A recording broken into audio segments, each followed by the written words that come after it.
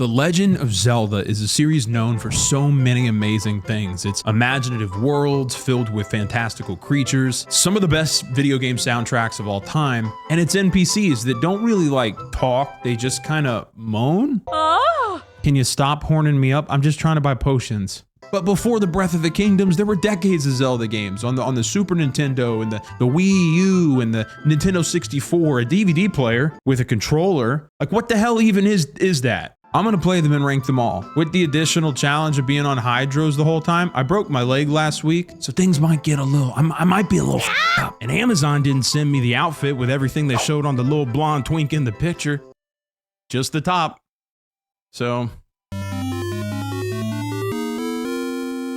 when I think of this series, I think of the excitement of exploring new islands on the Great Sea, the cozy atmosphere of strolling around Kakariko Village, and the pointy triangles on the Nintendo 64 Great Fairy that made me feel funny. But 1986's Legend of Zelda, this is where it all started. My favorite part of this entire game's launch is its ad. It's the Legend of Zelda and it's really rad. Those creatures from Ganon are pretty bad. Word, motherfucker. Hey, can we be honest for a second? Anytime somebody does one of these game rankings, nostalgia plays a pretty big bias factor in it. So my dad did make it very clear though that I better take this game very seriously or I'm gonna have a lot of pissed off 50-year-olds. And the last thing I want to do is anger the elderly. They already have so much going on with 401ks and impending erectile dysfunction. The game starts with our protagonist Link, or as my brothers in the East call him, Rink. Which way do I go? Yes. So as soon as you're dropped in, you virtually have access to the entire map. You can freely explore every biome, all the hidden areas and the puzzles too. I gotta admit, I was pretty taken back by the game's sheer size. At the time, this was groundbreaking. And you know what? Most of the games we're gonna be talking about are 9 out of 10s or 10 out of 10s. It's just gonna make ranking these so hard, there's gonna be some pissed off people at some point. Point is, if it were 1986, I would give this game an S tier. I'm just gonna knock it down one notch to A tier. This is an A tier game.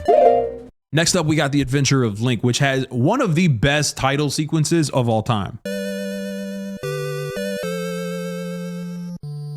That right there is beautiful. Unfortunately, the rest of the game looks like this. Somehow it looks worse than the first game. So in Zelda 2, it is kind of played more like Mario in that side scroller format now. Unless you try the cursed 3D version that somebody made on the internets. I did it for the gigs, and there's something so just wrong about taking a 2D world and then just blowing it up to 3D without changing any of the textures. It makes my brain start asking questions like, why is what? Don't do this anymore. No more of that. Zelda 2 was originally praised for having villages full of NPCs that you could talk to, but most of them might as well be signposts. If all else fails, use fire. Cool.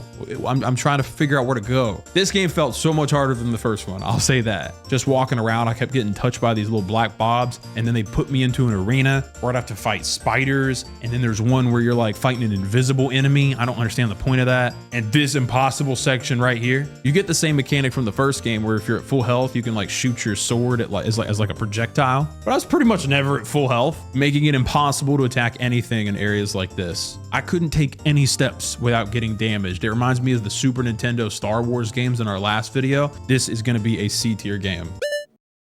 Now, A Link to the Past was a significant upgrade to the previous two games. Releasing in 1991 on the Super Nintendo, this allowed for a lot more color and a massive map, and Link with pink hair for some reason. Maybe he's going through an emo phase. Pots, you get to throw pots now. I love throwing pots. What's more Link than slinging molded clay at the wall and getting rupees? You get to move diagonally now, and you get to do the charged hi-ya that goes around in a circle. I think the devs realized there were big dummies like me from the first two games that were like struggling a lot because all the NPCs, every time they finish talking, they're like, did you get that? Did you understand that, you dumb idiot? A Link to the Past is what the other two games were striving for, but couldn't fit onto the OG Nintendo. In this game, a village really does feel like a village, and Hyrule Castle feels like a castle. This is the first game in the series that I think I feel comfortable telling a kid today to go back and play, and you're actually gonna enjoy it. I know you're gonna have a good time. This is an A tier. Link's Awakening is like a really confusing game to me. I don't understand why you do a bunch of Link stuff, but the title screen is a Yoshi egg. You step outside of your house and your neighbor is the Chomp Chomp dog from Mario. I don't know why they decided to do this, but I didn't like it. It didn't make any sense to me. The NPCs had some funny, like interactive dialogue. Like if you try to open a chest in somebody's house and they're in there, they say, hey, that's my chest, don't touch that. I've got stuff in there, and things. It's definitely a game I could see sitting in the backseat of the car playing on a road trip while my parents argue over MapQuest directions. Yeah, remember those? But if I was at home and I had any other game to play, I'd play that. This is a C-tier Zelda game. Now the next Zelda game is probably one of the most impactful in the entire series. Even though it released in the 90s, there has been nothing like this game since. But before we get into this masterpiece, whether you live in Hyrule or Bangladesh, your info's being stolen, dude, without you even knowing about it. Bad people are scamming, doing identity theft, harassing you online, putting pineapple on pizza. Nobody in the world should be able to do those things without consequences. But dealing with this problem by yourself is impractical, and that is where Incogni comes in. They reach out to data brokers on your behalf, request that your personal data be removed, and deal with any objections on their side. All you have to do is create an account. You just type the keyboard a little bit, which grants them the right to work on your behalf. Like you're a king of Hyrule Castle, telling your guards to do stuff. Then you get to watch them battle these data companies that are literally holding home addresses, phone numbers, emails, even social security numbers. A couple of years ago, someone filed tax returns in my name. Was not a fan of that. With Incogni, it's like you were given the Master Sword at the start of the game. Use code PLAYER2 at the link below to get an exclusive 60% off an annual Incogni plan.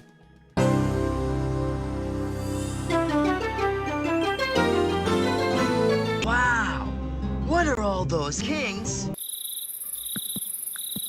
My boy. Now in the mid-90s, Philips got the rights somehow to use Nintendo characters on their DVD player video game console thing. It was called the Philips CDI. This unholy union led to Zelda, the Wand of Gamelon, Link, Faces of Evil, and then Zelda's Adventures. Usually we just get grunts and moans from the NPCs, but these three CDI games, they had full motion video with like voice actors for almost every NPC that you run into. Keep going, boy. You're doing really well. And I can't for the life of me figure out who said, yep, that's what we're doing. Put that in. Squadala, we are off. Squadala. That's my new favorite word now. Squadala. Sounds like something that a medieval knight would say when they bust. Squadala. Watching YouTube back in its early days, like really early days, you've seen clips of these in something they used to call YouTube poops. Be Link, and I will make your f the greatest in Pesmark. Till now, I never knew where they were from though. I didn't know they were from this game. It's like they hired like Disney animators and then forced them to take PCP before starting working. Like, can you imagine the editor just sitting there watching this for hours on end on repeat? That person has to go home, pet their cat, you know, make a cup of ramen noodles, and then dress up like Buffalo Bill and dance in the mirror. The gameplay controls, surprise, surprise, are terrible. Half the time the enemies don't even register you hitting them. When you kill something, they drop rupees and you have to like physically hit them with specifically just the tip of your sword to grab the rupee. You can't just walk through it, and not any other part. It's just the tip. Just the tip. And the movement going around the map is impossible. With the way the scenery is drawn, there's no way you can tell what you can walk on and what you can't. And that's just for the first two CDI games. Zelda's Adventures in a top-down angle with the ugliest graphics I've ever seen. I don't know what this is. Now, before you drop into like the actual gameplay, the maps are really well drawn. It's really cool. Mike Wazowski, but it was not enough to save the Philips CDI Zeldas from F tier.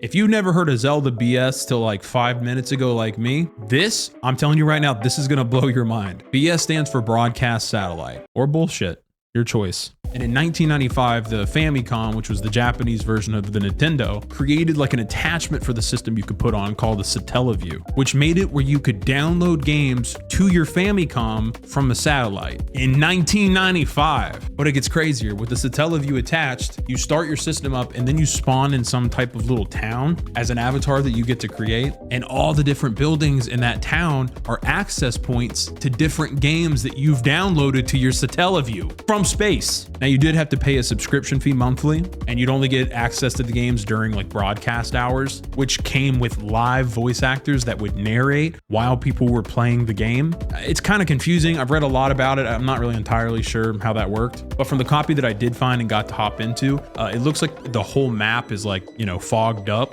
During the broadcast hours, they would open up more sections of the Zelda map. I just had no idea they had that kind of tech in 1995. That's so crazy to me. Either way, it's a cool concept, but only getting to play during specific broadcast hours, not a fan of that. This is a C-tier Zelda.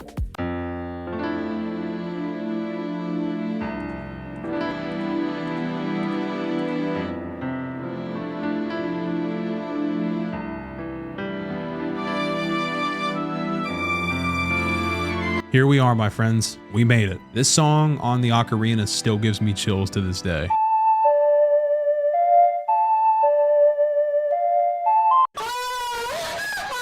I don't know why, but it just, dude, it gives me so much joy to know that somebody's watching this right now at full volume and they're like, shit. Like maybe they're like sitting next to their kid on the couch and like dad, why does lady make sound like that? And why mom never makes sound like that? Now, 1998's Ocarina of Time, I think, is really where the series just blew up and became a household name everywhere. And it is the first game that I ever played. I was 4 years old when it released, but I can vividly remember my dad getting this for Christmas with a brand new N64 from my grandpa and us beating it together. I don't like how that sounds, but I remember playing it on one of those unreasonably massive rear projection TVs from the 90s that if you were so inclined to do so could probably fit like 3 Lizzos, maybe 4. But Ocarina of Time, Link, the hero of time, he's who I picture in my head when I think of The Legend of Zelda. It's kind of like James Bond, right? Everybody has theirs. When I close my eyes, I see Pierce Brosnan, but for some reason, not like the human. I see like the Nintendo 64 like stapled face version from GoldenEye. But what Ocarina of Time really nailed was that feeling of exploration. It had exactly what you wanted in a semi-open world experience. There was just enough direction from Navi and the other NPCs to guide you through the game. Like Impa, who by the way is not an old cat lady in this one. Like many polygonal female characters of the late 90s, she's built like an Amazonian Thunder Queen. I mean, look at them calves, boy. She can squash a watermelon between those things. The rest of the game was just trying things. There's so many hidden areas and side quests that you're only gonna discover if you're just doing random stuff and exploring. Like snatching the hat off this guy with the fishing pole, revealing his bald ass head. I didn't know you could do that till this playthrough. Or open a door in Kakariko Village and there's a family of like half spider people that they want help, but I can't help them because I'm terrified of spiders. And the puzzles, these temples, man, they're close to being the best temples in the entire series, except for the water temple. Nobody likes the water temple and King Zora scooting over really slow. The shadow temple freaked me the hell out as a kid. I didn't play that part. I also just found out that the version of the game that I had the chanting in the fire temple. It was taken out because it's actual religious chants in Islam. The Japanese composer who I guess heard the sample was just like, I don't know what they're saying. Fuck it, throw it in. Sounds cool. The combat is awesome. I mean, it literally became the framework for targeting and dodging enemies in so many games that came later. There wasn't a right stick yet, so they came up with a way to face Link the way you want him to go by locking onto different things. All the different areas, the biomes, and the enemies, they all just flow so well together. And the unforgettable soundtrack. You thought I was gonna do it again, didn't you? I might. Video's not over yet, so we'll see. Give me a better one if you think I'm wrong, but seriously, going from A Link to the Past on the Super Nintendo to this felt like the biggest leap in gaming history. It's the perfect story. You start out in your humble beginnings as a little elf boy, wearing a green tunic with no pants, just freeballing it around like I am today because Amazon screwed up my order. You're out there just hitting bushes for money around a small little village filled with all your little elf friends. Like this guy over here, air humping a rock. You get yours, you horny little elf. I also love how Link looks at his ocarina. It's the same way I look at a burrito at 2 in the morning. Yo quiero Taco Bell. And again, this is one of the first 3D games where you can go wherever you want, traveling to all these little places that feel lived in, like they feel alive, like Kakariko Village, with all those chickens and those dudes jogging around nonstop like they're fucking David Goggins. And that road to success is a bumpy ass fucking road. Not to mention the Song of Storms in the Windmill. That location specifically and the music that goes with it has always given me the weirdest feeling, but I love it. I don't really know how to explain it. The biggest difference besides a larger world and the move to 3D was that you could time travel from Kid Link to Adult Link. which when you did so, it changed the map completely. And from this point on, basically every Zelda game has like a unique feature, something specific that sets it apart from the others. I always thought it'd be cool if they had like another time jump to like Old Man Link. He'd be out there just like fishing on Lake Hylia, talking about how the Gerudos are taking all the jobs. The Legend of Zelda Ocarina of Time is an obvious S tier.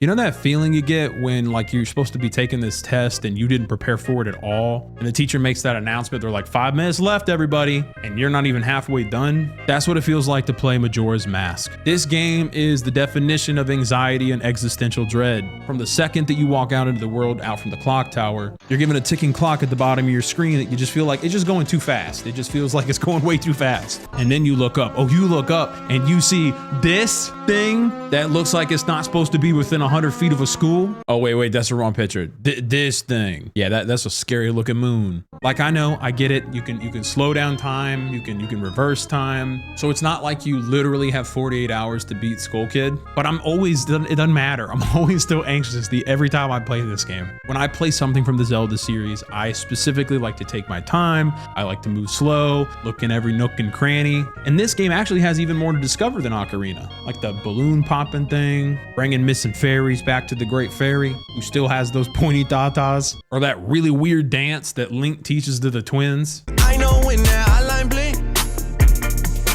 that can only mean one thing. Look, I mean, young Link had those thoughts on their knees with those moves. Gameplay wise, it plays pretty similar to Ocarina of Time, except this time, Link starts out as a badass. Having just saved Hyrule from Ganon, he could do cool flips. Like right from the start, you do really cool flips. But then Skull Kid turns you into Pinocchio, and from there on out, the gimmick is masks. You got to get all the masks that do all the different things. It's actually one of my favorite concepts in the Zelda series, but again, you're on a timer, it makes me nervous, and I'm giving this a B tier. Please don't throw Deku nuts at my house. Oracle of Ages and Oracle of Seasons were both released on the Game Boy, and I literally thought they were just different iterations of the same game, but nah, there are objective differences between the two. Having never played either, I started out with Oracle of the Ages, which I found out later was wrong because it's the more difficult of the two, because the focus isn't more on the combat and the action, it's more focused on just being some of the hardest puzzles in Zelda series ever. And if I'm being honest, I really didn't enjoy playing this one that much. Now Seasons was a little bit more focused on the action instead of the puzzles. As I said at the beginning, all of these games are being compared. So when we're comparing it to the 3D games, both of these games for me fall into the class of D tier. They're just not as good as some of the other ones we get to play. Four Swords was unfortunately another tricky one. It came bundled with the Game Boy Advance port of A Link to the Past, and it's meant to be like the multiplayer experience. I tried to go through it solo, but from what I could tell, you can't, which sucks because it looks like it would have been a banger co-op experience, but without having touched it, I can't thoughtfully give it a rating. On that same note, Four Swords Adventures that came out in 2004 is the same deal. It did require multiplayer, it looks like, and since I don't have 3 friends just hanging around with 3 Game Boy Advances, couldn't play them, so. Now in 2002, alongside the launch of the latest Nintendo console, the GameCube, The Legend of Zelda Wind Waker released. And this game is kind of a mixed bag for me. I wasn't initially a fan of the cartoon style Link. And I think many kind of felt like it was like geared towards young children at that point, but it's not. Yeah, it's lighter. It's a more vibrant story and like happier atmosphere, I guess. But it grew on me over time. I think with the Toon Link look, it allowed the graphics to age much better than even like Ocarina of Time or Majora's Mask.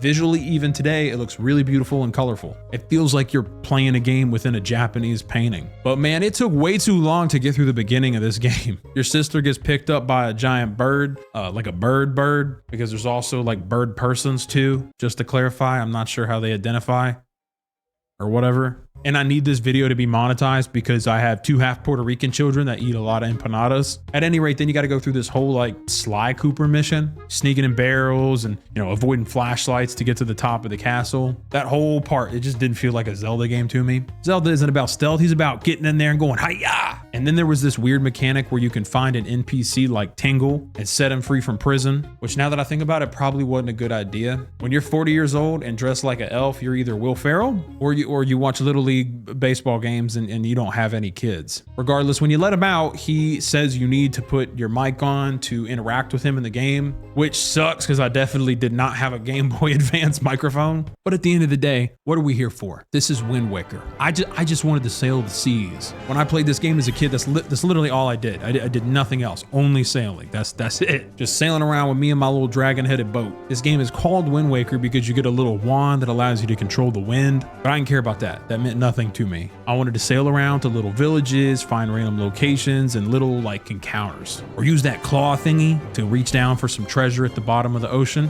That just made my little brain big happy. Because of the art style that people originally didn't like, I think it is really just the most charming and cozy feeling Zelda game in the whole series. Doesn't mean it can't be difficult. Of course, some of the boss fights are like kind of hard, which went by a lot easier with a GameCube controller instead of a Nintendo 64. But again, they all still kind of felt lighthearted and just fun encounters. They even made Ganon a big old chunk boy, looking like he sits on the couch every night with a bowl of ice cream, binge watching murder docs on Netflix. I'm giving Legend of Zelda Wind Waker an A tier. Now, after Wind Waker, a drastic change happened in my life. I got an Xbox. I went full on Xbox basically up until the date that I finally went to the dark side and built the PC. Best gaming move I ever made, by the way. So I haven't played any of these Zelda games coming up after Wind Waker. Minish Cap released in 2004 for the Game Boy Advance, and it is the best of the Game Boy games that I have played so far. Like I said before, all of these Zelda games have a thing. And this one is the Minish. These tiny little elves, they speak gibberish around the map, but you get a Minish Cap that allows you to go down to their size, and you get to learn to speak their language. Then throughout the game, you got to go back and forth between regular height and Minish height, and I thought that was a really cool game mechanic. I love how when you're small, they made the environment around you just look massive. And it's not just that, there's a plethora of other little game mechanics you have to learn to get through the puzzles, and I liked a lot of them, except this one. I don't like this one at all. It just gives me physical pain for some reason. Even with how fun it is in portable format, from my perspective, again, it's still competing with the 3D games. So I'm gonna give Minish Cap a B tier, guaranteeing at least one comment of how I am wrong for doing that, with over 100 people liking that comment somehow. In 2006's Twilight Princess was the next 3D Zelda, and it went the exact opposite direction of Wind Waker. It isn't happy. It is the most distraught and just dark, probably of the whole series. Aesthetically, they went for like the more realistic look too, and that tonality. It has so much atmosphere around it. The best way that I could describe Twilight Princess is beautiful melancholy. It has one of the most emotional plot lines of the whole series. Now, to give the devs the benefit of the doubt, this was a pretty difficult time tech-wise to get a game to look beautiful and realistic. They had a long road and a lot of long faces. Like this dude's head, that's a long ass face. They got a creepy little baby hanging out with other kids, standing on its own two legs. Or this guy. Why does he look exactly like a over-aggressive Pop Warner football coach? One of my favorite parts of the game is that you get your horse right from the start, and you get to name it this time. You get to name your horse, which they probably shouldn't have let me do. He said, "Hey, where's that piece of shit? Hurry up, bring that piece of shit with you."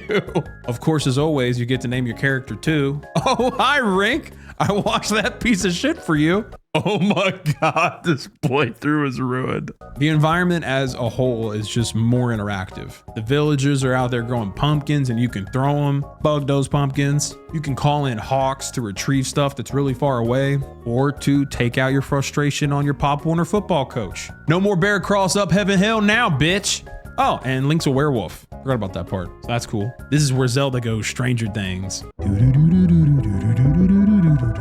In the Twilight, their upside down world, everything is the same except it's mirrored in darkness. And then you meet Midna, who immediately upon seeing for the first time, I am like 99.9% sure has been cosplayed by some goth girls at some point. Yep, see, look at that. Yep, told you. I'm also 99.9% sure that half of you watching this was Smash. I read my YouTube analytics and it says that half of you are filthy little hobgoblins.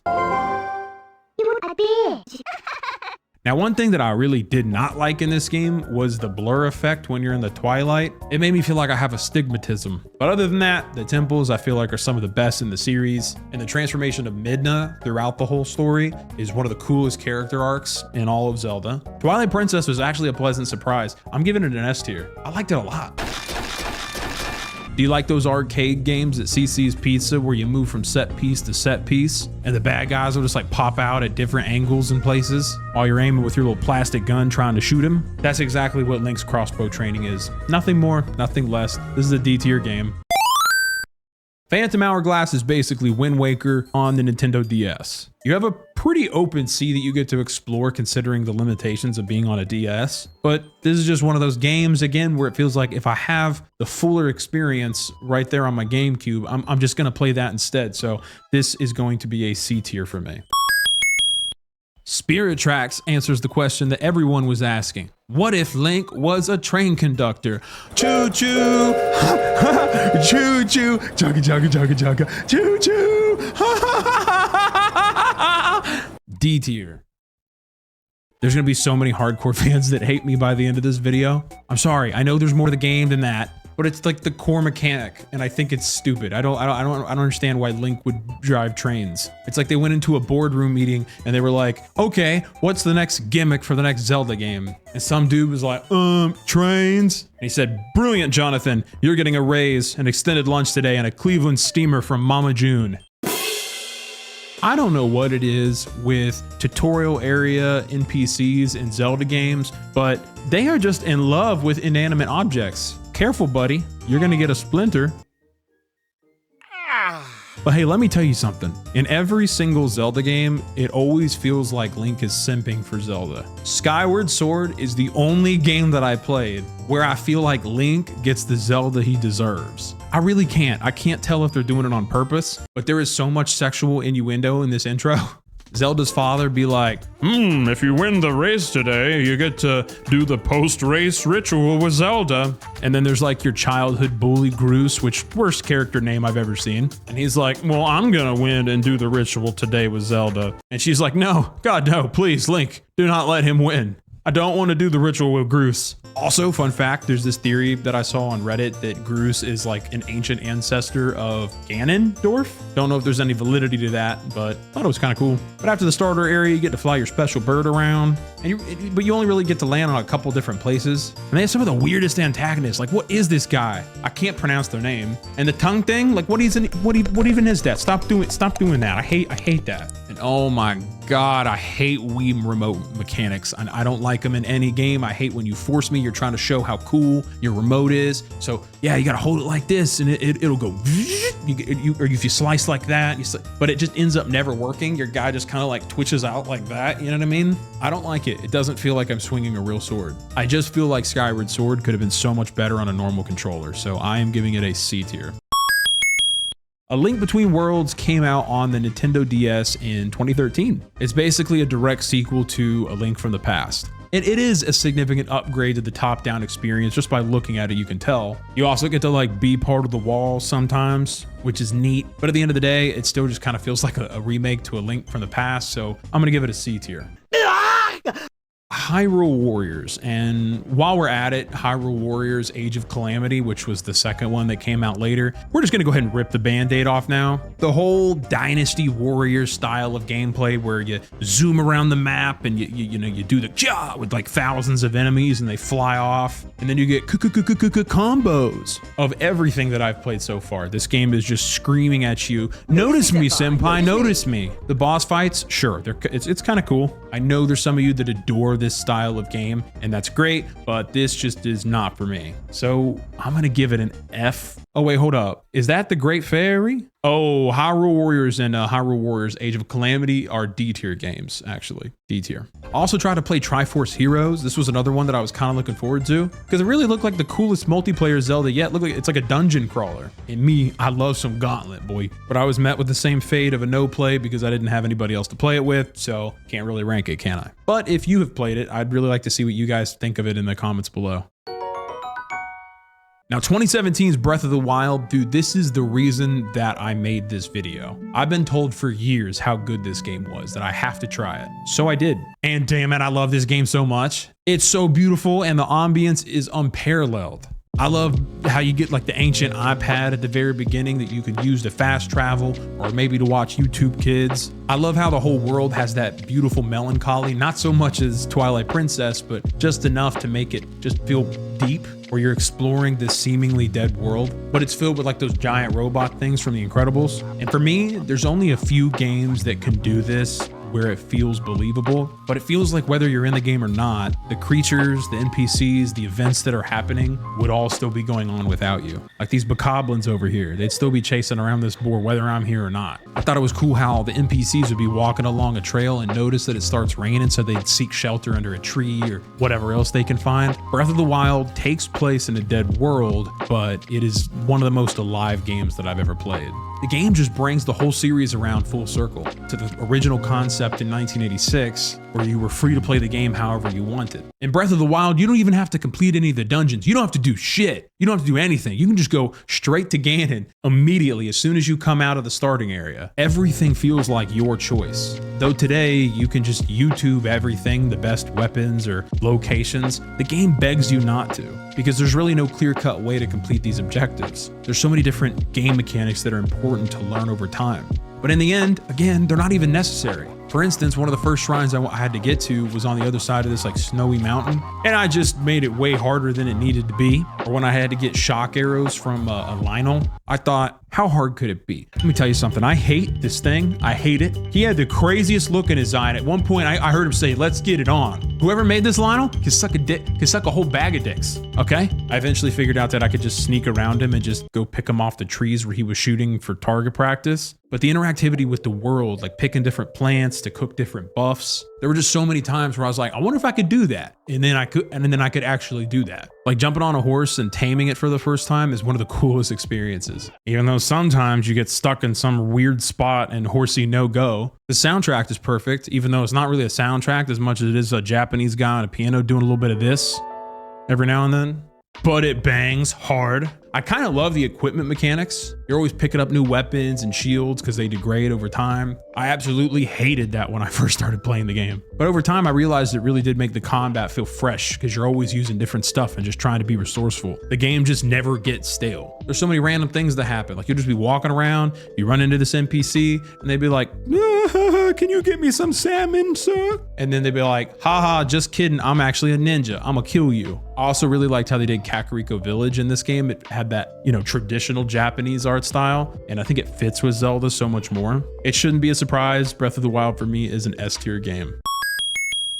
When I started Cadence of Hyrule, I thought, okay, here's another Game Boy game. But it turns out it's a rhythmic action adventure game. Didn't know what that was. What it means is if you like Zelda and cocaine, you just found your perfect game. The combat is performed in rhythm with a beat, so it is pretty cool because they have some pretty dope songs, I'm not gonna lie. But for a white boy with no rhythm, it is really, really hard. The entire game revolves around making your moves and attacking and dodging on beat. That's not even what killed me the most, is those stupid chickens. I'd be trying to get the objective done, and these chickens would just be flying real fast across the screen and getting damage every single time. It really was fun for about 5 minutes for me, but then I was like, it's just exhausting to have to be on beat for the whole game. So for me, Cadence of Hyrule is a D tier.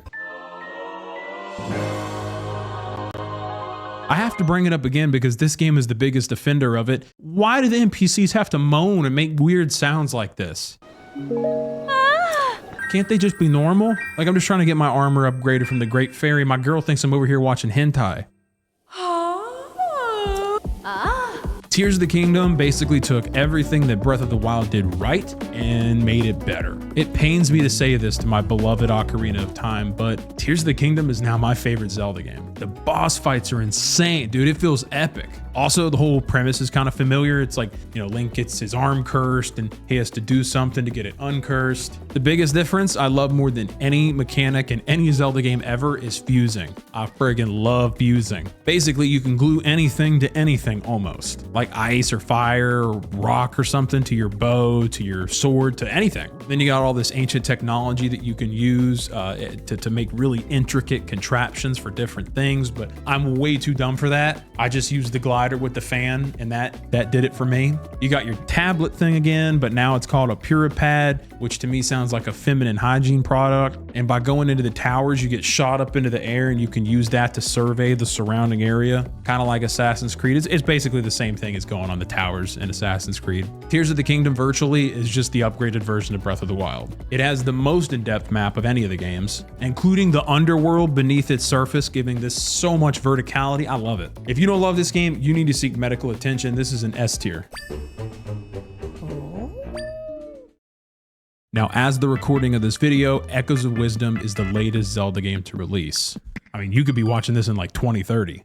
If so, tell Emperor Bezos I said, sup. So I'm not gonna lie to you guys, when I saw Zelda being the main protagonist in this game, I was pretty worried it was gonna go down the route of I'm Zelda and I don't need no man. I'm actually stronger than Link for no reason at all. And then do the thing where they just spit on the entire legacy of everything that came before it. But then I played it for a little bit and I was pleasantly surprised. They didn't take that route at all. They actually made Zelda powerful in her own way. She doesn't even have a weapon to attack with, actually, which sounds bad, sounds kind of boring, but it ends up being a really cool gimmick. So Zelda herself, no, she can't attack anything, but she has this wand where she can use echoes. Basically, you can copy every item and every creature that you see in the world and then spawn them in at will to solve puzzles or to fight for you. But they're all saved on like one line that you have to select and open to use them. Like you literally have to scroll through the entire list to find the exact one for your current purpose every time you want to use one. There's no categorization.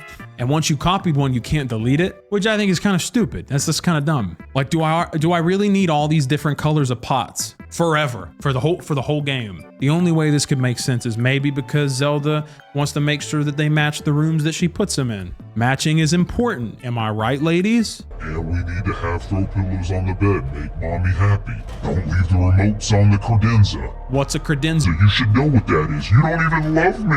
Why do you hate me? Okay, I get it now. So maybe there is a reason why there's two different colored pots in the game for me to use. Echoes of Wisdom is a pretty relaxing game. I'm gonna give it a B tier. If you disagree with any of my rankings, you go talk to me down in the comments and we can probably start a conversation about it. We have several more series coming up that I have planned for this year, but for now, I did just finish every Star Wars game. I almost lost myself to the dark side making that one, so check it out.